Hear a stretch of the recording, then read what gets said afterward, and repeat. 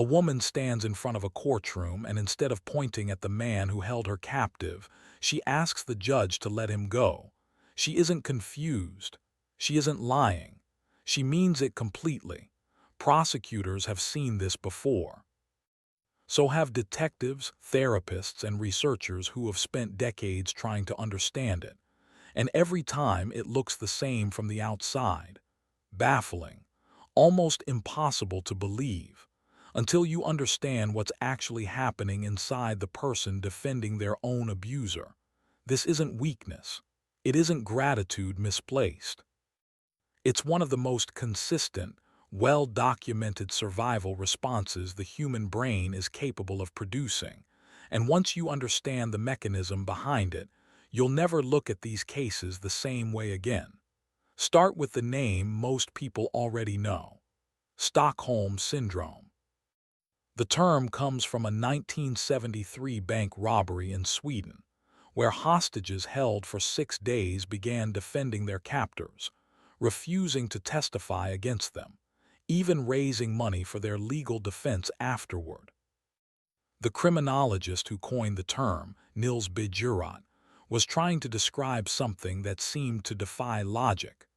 People who had every reason to fear and resent their captors instead formed something that looked almost like loyalty. But here's what most retellings of that story leave out. This wasn't a glitch in those hostages' psychology. It was their brain working exactly as designed, under conditions that made a very specific survival strategy the only rational one available. Think about what a hostage actually needs to survive an extended captivity. Not escape, not resistance, both of which can get you killed. What you need is to become non-threatening enough that your captor doesn't see you as disposable. And the most efficient way to do that isn't performance. It's genuine emotional realignment. If you can actually feel warmth toward the person controlling your life, your fear response calms, your behavior naturally becomes more compliant and less suspicious. And your captor, reading those authentic signals, becomes less likely to see you as a threat worth eliminating. The psychologist Dee Graham spent years studying this pattern specifically, and she made a discovery that reframes the entire phenomenon. Graham found that this response isn't limited to kidnapping victims at all. She identified the same underlying mechanism in survivors of domestic abuse, cult members, and even prisoners of war, situations sharing 4 specific conditions: a perceived threat to survival, a perceived small kindness from the captor, even something as minor as not being harmed on a particular day, isolation from outside perspectives, and a perceived inability to escape.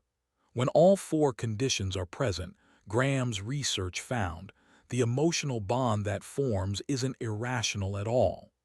It's the brain's most efficient path to staying alive under circumstances offering no better option. Fighting back invites death. Staying emotionally neutral invites suspicion.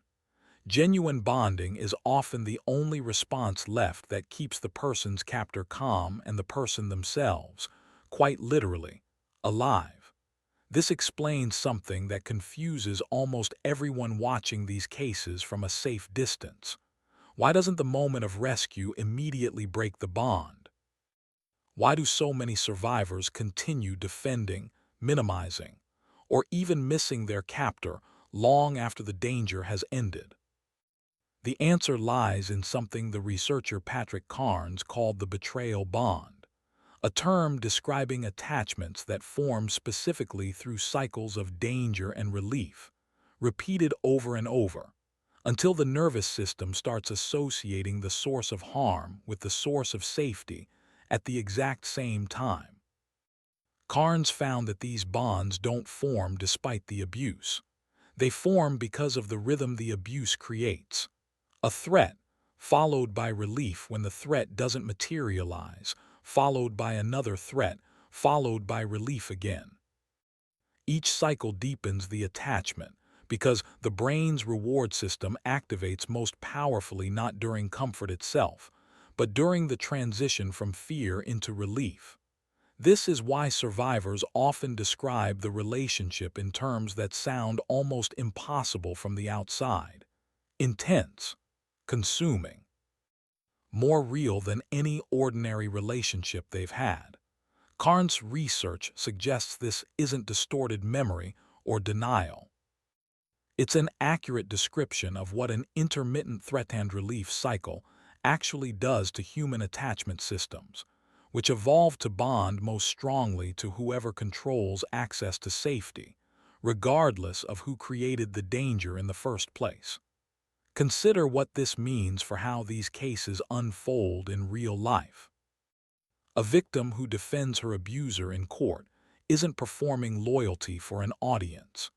She's often still running the same survival calculation that kept her alive during the relationship itself, evaluating whether honesty now might trigger consequences later. Whether the person she's protecting still holds some form of power over her safety, her finances, her children, her sense of who she even is outside the relationship. This is also why experienced advocates and investigators are trained not to treat a victim's defense of their abuser as evidence that abuse didn't happen. In many documented cases, it's closer to the opposite. The intensity of that defense often correlates with the severity of what occurred, because the same conditions that produce severe harm, isolation, perceived inescapability, unpredictable threat, are exactly the conditions that produce the strongest bonds. Understanding this reframes an entire category of behavior that used to be misread as complicity. A victim minimizing what happened isn't necessarily protecting the abuser out of love, in any conventional sense.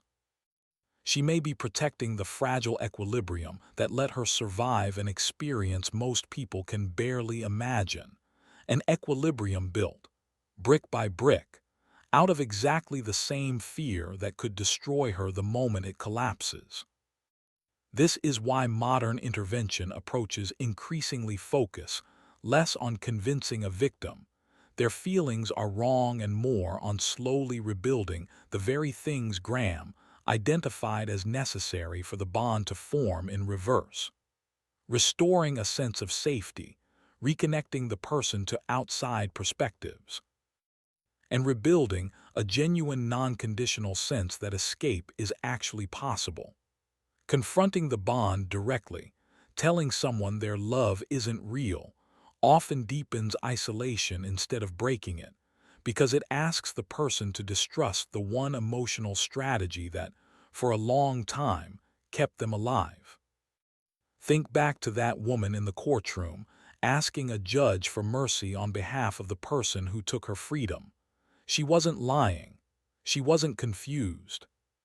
She was standing at the exact intersection of every mechanism this video just described, still calculating, even in a room full of people trying to help her, whether honesty was finally actually safe. Sometimes the most convincing sign that someone survived something unbearable is the very loyalty that makes the rest of us struggle to understand how they lived through it at all.